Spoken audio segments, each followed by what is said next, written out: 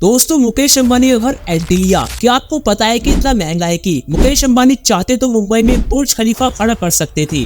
जब यह घर बन रहा था तो मुकेश अंबानी की रातों की नींद उड़ी हुई थी, क्योंकि यह घर उनका सपना था और इसे बनाने के लिए अंबानी फैमिली की बरसों की कमाई का बड़ा हिस्सा लगने वाला था।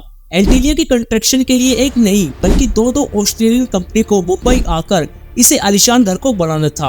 वैसे शायद आपको ना पता होगा कि इस घर की कीमत 15,000 करोड़ रुपए है, लेकिन इस घर को दुनिया का सबसे खराब आर्किटेक्चर भी कहा जाता है। दोस्तों मुकेश अंबानी का भाई अनिल अंबानी इस ऊंची इमारत को पत्थर देखकर हैरान हो गया और उसने भी दुनिया का सबसे महंगा घर बनाने का फैसला किया और उस घर की कंस्ट्रक्शन भी जल्द ही एंटीलिया के साथ शुरू कर दी। दोस्तों आज की इस वीडियो में हम आपको बताएंगे कि दुनिया का सबसे महंगा और आलीशान घर बनाया कैसे गया और मुकेश अंबानी को इससे बनाते समय कौन सी प्रॉब्लम्स आई। बस आप हमारे साथ वीडियो के अंत तक बने रहें और इस चैनल को सब्सक्राइब जरूर कर दें। दोस्तों जब सन 2002 में मुकेश अंबानी के पिता का देहांत हुआ तब उनकी सारी जायदाद दोनों भाइयों में बांट दी गई और दोनों ही भाइयों ने पहले बहुत पैसा कमाया। हालांकि आज मुकेश अंबानी ने अपनी इस कामयाबी को बनाए रखा, लेकिन उनका भाई अनिल अंबानी मुकेश अंबानी के कंगाल भाई के नाम से जाना जाता है। अब दोस्तों मुकेश अंबानी ने अपनी जायदाद के हिस्से से अपने सपनों का घर यानी कि एंटीलिया को बनाने का सोचा और घर को तो पहले सोचा गया था कि इस पर $2 बिलियन खर्च होगा। अब इतनी बड़ी रकम खर्च होने वाली थी तो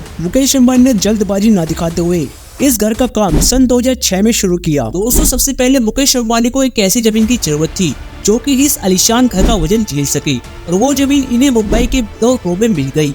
उन्होंने अपने एंटीलिया के लिए करीब 4 लाख स्क्वायर मीटर की जमीन चाहिए थी और इसलिए उन्होंने वही जगह 21 करोड़ रुपए में खरीद ली। आपको बता दें कि जहाँ ये आलीशान घर है वहाँ पहले अनाथ आश्रम हुआ करता था, लेकिन अंबानी ने उस जगह को मुंह मांगे पैसे देकर खरीद लिया। अब मुकेश अंबानी को ऐसी कंपनी की तलाश थी जो कि 15,000 करोड़ रुपए का घर का डिजाइन बनाकर उसको एक अलग मुकाम दे पाए और इसके लिए नीता अंबानी ने उन डिजाइनर को बुलवाया जिन्होंने न्यूयॉर्क में मैडली ओरेंटल नाम की जगह को डिजाइन किया था, क्योंकि नीता अंबानी उस डिजाइन से बहुत ही इम्प्रेस थी। अब डिजाइन तो इंजीनियर ने तैयार कर दिया, लेकिन अब बारी थी उस जमीन पर एंटीलिया को खड़ा करने की। अब इस काम के लिए मुकेश अंबानी को आधुनिक इंजीनियर्स के साथ साथ कुछ ऐसे दिमागों की जरूरत थी जो कि मुकेश अंबानी के सपनों को रियलिटी में खड़ा कर सके। मुकेश अंबानी की यह भी शर्त थी कि वो बिल्डिंग 8 रिएक्टर का भूकंप भी झेल सके और दुनिया के कोई भी डिजास्टर उस बिल्डिंग को हिला न पाए, और इसलिए मुकेश अंबानी ने ऑस्ट्रेलिया की 2 कंपनी को यह काम सौंपा।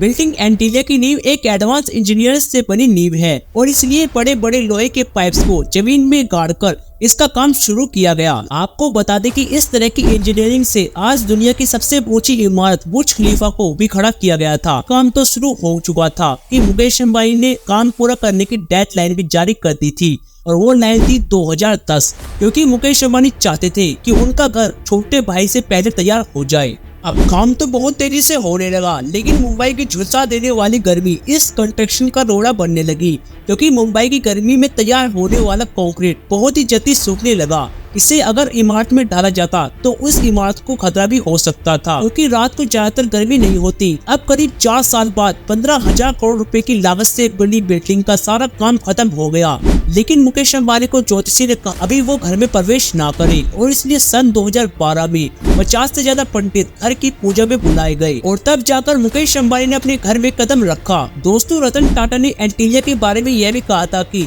मुकेश अंबानी को इतना महंगा घर नहीं बनाना चाहिए था, क्योंकि भारत में ऐसे घर बनाकर उन्होंने गरीब लोगों के साथ भेदभाव किया है। उन्होंने कहा कि मुकेश अंबानी को ये पैसे डेवलपमेंट में लगाने चाहिए थे। तो दोस्तों यह था आज का यह वीडियो। आपको अगर यह वीडियो पसंद आए तो इसे लाइक करके हमें अपने विचार कमेंट में जरूर बताएं और अगर इस चैनल को सब्सक्राइब नहीं किया है तो इसे जल्द ही सब्सक्राइब कर लें।